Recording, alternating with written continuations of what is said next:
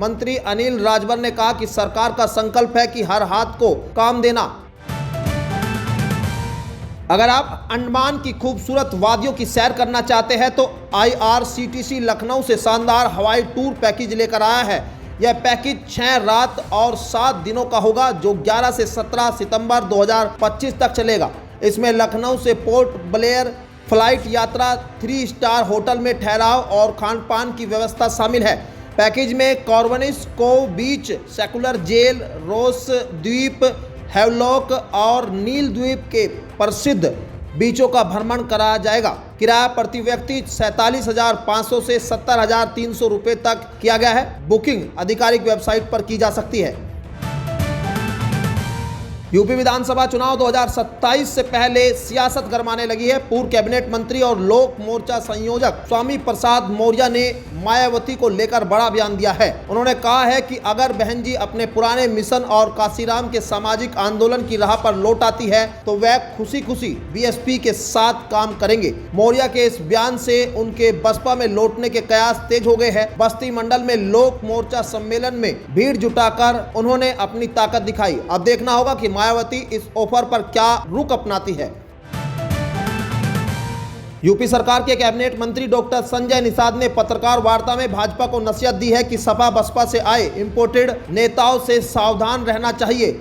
उन्होंने कहा कि निषाद समाज 2013 से आरक्षण की लड़ाई लड़ रहा है और दिल्ली अधिवेशन में समाज ने एकजुट होकर आवाज बुलंद की। संजय निषाद ने दावा किया कि अगर भाजपा 403 सीटों पर समाज को टिकट देती है तो पार्टी को बड़ा फायदा मिलेगा। उन्होंने चेताया कि गठबंधन का फायदा भाजपा को मिल रहा है, लेकिन अगर उसे लगता है कि लाभ नहीं है तो वह गठबंधन तोड़ सकती है। पंचायत चुनाव और 2027 विधानसभा चुनाव से पहले समाजवादी पार्टी ने बड़ा फैसला लिया है। सपा अध्यक्ष अखिलेश यादव के निर्देश पर प्रदेश अध्यक्ष श्यामलाल पाल ने सभी जिला और विधानसभा प्रभारियों को हटा दिया है। पार्टी अब नए सिरे से प्रभारियों की नियुक्ति करेगी। सपा प्रवक्ता राजेंद्र चौधरी ने बताया कि यह फैसला तत्काल प्रभाव से लागू है।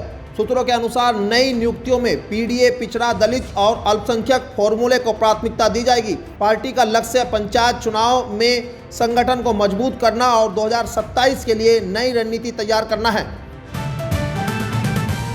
यूपी पुलिस द्वारा आरोप पत्र दाखिल करने में हो रही लापरवाही पर DGP राजीव कृष्ण ने कड़ी नाराजगी जताई है। उन्होंने आदेश दिया है कि गंभीर अपराधों में 90 दिन और अन्य मामलों में 60 दिन के भीतर आरोप पत्र दाखिल करना अनिवार्य है। देरी के कारण अपराधियों को जमानत मिल जाती है, जो पीड़ितों के साथ न्याय नहीं है। DGP ने लंबित मामलों का अभियान चलाकर निस्तारण करने के निर्देश दिए। साथ ही पर्यवेक्षण अधिकारियों के हस्ताक्षर अनिवार्य किए हैं। उन्होंने कहा कि FSL रिपोर्ट समेत वैज्ञानिक साक्ष्य समय पर उपलब्ध कराए जाए और केस डायरी व आरोप पत्र ऑनलाइन दाखिल हो।